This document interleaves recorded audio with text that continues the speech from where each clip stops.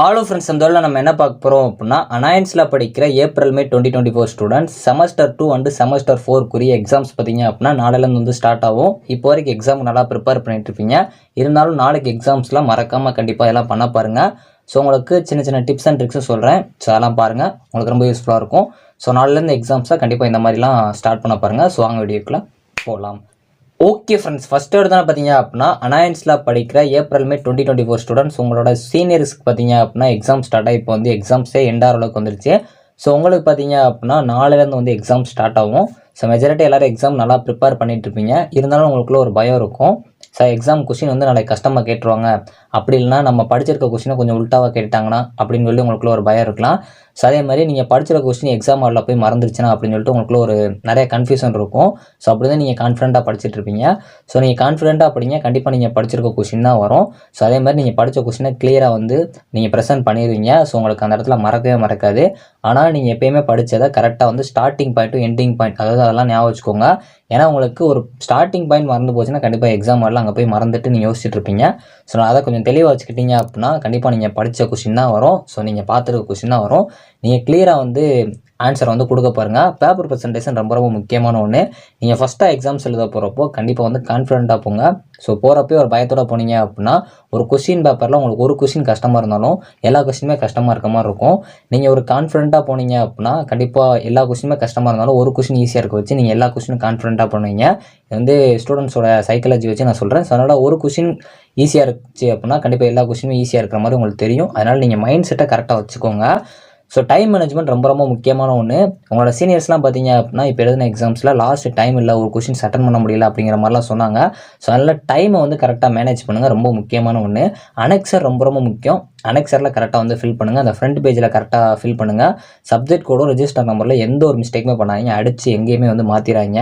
So நீங்கள் எவ்வளோ தான் படிச்சுட்டு போயிருந்தாலும் இந்த மாதிரி சின்ன சின்ன மிஸ்டேக் பண்ணிட்டீங்க அப்படின்னா நீங்கள் அவ்வளோ ஹார்ட் ஒர்க் பண்ணி அது வேஸ்ட்டாக போயிடும். ஸோ அதெல்லாம் பார்த்துக்கோங்க. தெரிஞ்ச கொஸ்டினை ஃபஸ்ட் எழுத பாருங்கள். ஸோ உங்களுக்கு முடிஞ்சளவு பார்த்தீங்க அப்படின்னா 15 மார்க் முதலே தெரியுது அப்படின்னா அதெல்லாம் முதல்ல எழுதி வச்சுருங்க. ஏன்னா பேப்பர் கரெக்ஷன் பண்ண போகிறவங்களுக்கு 15 மார்க் முதல் எழுதுனா ஸோ அதை அப்படியே ஃபுல் மார்க் போட்டாங்கன்னா ஸோ அடுத்து வரப்போகிற கொஸ்டின்ஸ்க்கும் மார்க்ஸ் அதிகமாக கிடைக்கிறதுக்கு நிறையா பாசிபிலிட்டிஸ் இருக்குது. பேப்பர் ப்ரெசன்டேஷன் ரொம்ப ரொம்ப முக்கியமான ஒன்று. ஸோ இது பார்த்தீங்க அப்படின்னா இதெல்லாம் நீங்கள் கண்டிப்பாக ஃபாலோ பண்ணுங்கள். ஃபஸ்ட்டு பார்த்தீங்க அப்படின்னா ஒரு கொஸ்டினில் பேராகிராஃபாக அளவலான்னு எழுதுறத விட பாயிண்ட்ஸ் போட்டு எழுதுனா நீட்டாக இருக்கும். இதெல்லாம் நீங்கள் ஆல்ரெடி பண்ணிட்டு தான் இருப்பீங்க.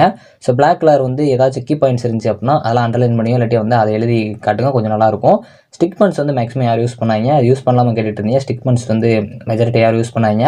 ஸோ அதே மாதிரி இப்போ ஒரு கண்டென்ட் கொடுக்கீங்க அப்படின்னா அதோட டெஃபனிஷனை ஃபஸ்ட்டு கொடுக்க பாருங்கள்.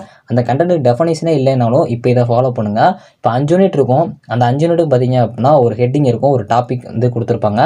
அந்த டாப்பிக்கோட ஹெட்டிங்க்கு டெஃபனிஷன் பார்த்து அதை ஃபஸ்ட்டு எழுத பாருங்கள். இப்போ உங்களுக்கு தெரியும் 11னா கண்டிப்பாக வந்து ஃபஸ்ட் யூனிட்டாக தான் இருக்குன்னு.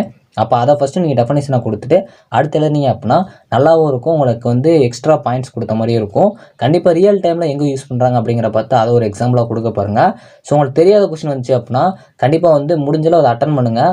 ஸோ ஏனோ தானே எழுதாமல் கிளியராக வந்து கொடுக்க பாருங்கள். ஸோ காமனாக இருக்கிற ஒரு ஸ்ட்ரக்சர் ஃபார்மேட்லாம் பார்த்துருங்க. அட்வான்டேஜஸ் இருந்துச்சு அப்படின்னா அட்வான்டேஜஸ், டிஸ்அட்வான்டேஜஸ் இருந்துச்சுன்னா டிஸ்அட்வான்டேஜஸ்லாம் எல்லாத்துக்கும் பார்த்து வச்சுக்கோங்க. மெஜாரிட்டி அட்வான்டேஜஸ்னால் ஈஸியாக இருக்கும், டிஸ்அட்வான்டேஜஸ்னால் காம்ப்ளெக்ஸாக இருக்கும்.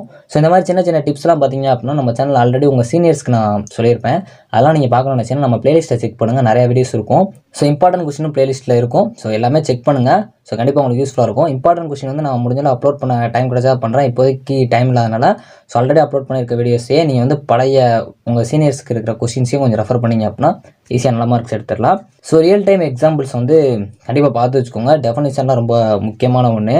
ஸோ முடிஞ்சளவு பார்த்தீங்க அப்படின்னா கண்டிப்பாக நீங்கள் படித்த கொஸ்டின் தான் வரும். கான்ஃபிடென்ட்டாக இருங்க. ஸோ இப்போ வரைக்கும் நீங்கள் ஒன்றுமே படிக்கல அப்படின்னாலும் ஒன்றும் பிரச்சனை டைம் இருக்குது. ஸோ இதை வச்சு நீங்கள் நல்ல மார்க் எடுக்கலாம். ஸோ எப்பயுமே ஒரு நம்பர் பார்த்தீங்க அப்படின்னா 0லேருந்து தான் ஸ்டார்ட் ஆகும். அதே மாதிரி நீங்கள் இப்போ 0வாக இருந்தாலும் கண்டிப்பாக இருக்கிற டைம்ஸை நல்லா யூஸ் பண்ணிட்டீங்க அப்படின்னா நீங்கள் ஒரு ஹீரோ ஆகலாம். ஸோ ரொம்ப சிம்பிளாக நீங்கள் வந்து படிக்கிறத கண்டிப்பாக கான்செப்டை நல்லா பார்த்துக்கோங்க. நீங்கள் ஒரு கொஸ்டின் படிக்கிறதுக்கு முன்னாடி கான்செப்ட் பார்த்துட்டு படிக்க ஆரம்பிச்சிங்க அப்படின்னா ஈஸியாக இருக்கும். ஏன்னா இப்போ நீங்கள் ஃபஸ்ட்டு என்னென்ன தெரியாமல் இருக்கிறத விட அதை பற்றி நீங்கள் கொஞ்சம் அண்டர்ஸ்டாண்ட் கிடச்சிச்சு, ஒரு நாலேஜ் கிடச்சின்னா அதுக்கப்புறம் நீங்களே அது ஈஸியாக புரிஞ்சுப்பீங்க.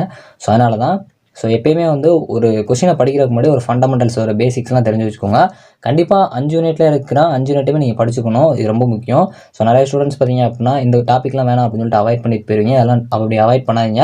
5 யூனிட் இருக்குது அப்படின்னா கண்டிப்பாக 5 யூனிட் பாருங்கள். ஆனால் நீங்கள் படிக்க முடிஞ்சளவு வந்து உங்களால் எது படிக்க முடியுமோ அத்தனை யூனிட்டை கவர் பண்ணிடுங்க. ஸோ ஆவரேஜாக படிக்கிற ஸ்டூடெண்ட்ஸுக்கு சொல்கிறேன். ஆனால் நீங்கள் கண்டிப்பாக 5 யூனிட்டுமே நீங்கள் கவர் பண்ணணும். ஸோ 3 யூனிட் தான் படிச்சிருக்கேன், அப்படியே 2 யூனிட் அவாய்ட் பண்ண போகிறேன் அப்படின்னு சொல்லிட்டுலாம் அவாய்ட் பண்ணாதீங்க. ஸோ சும்மா என்ன கண்டென்ட் சொல்லியிருக்காங்க அப்படின்னாலும் பார்த்து வச்சுக்கோங்க. அந்த கொஸ்டின் உங்களுக்கு தெரில அப்படின்னாலும் 4th கொஸ்டினே இந்த கான்செப்ட் தான் அப்படின்னு சொல்லிட்டு அதை வச்சாச்சு நீங்கள் எழுதலாம். ஸோ அதனாலலாம் பார்த்து வச்சுக்கோங்க. Okay friends, all the best. நாளைக்கு எக்ஸாம் ஸ்டார்ட் ஆகுது, நல்லா பண்ண பாருங்கள். So once again best of luck friends. எல்லாம் நல்லா பண்ணுங்கள், கண்டிப்பாக உங்களுக்கு கொஸ்டின் ஈஸியாக வரும். தேங்க்ஸ் ஃபார் வாட்சிங்.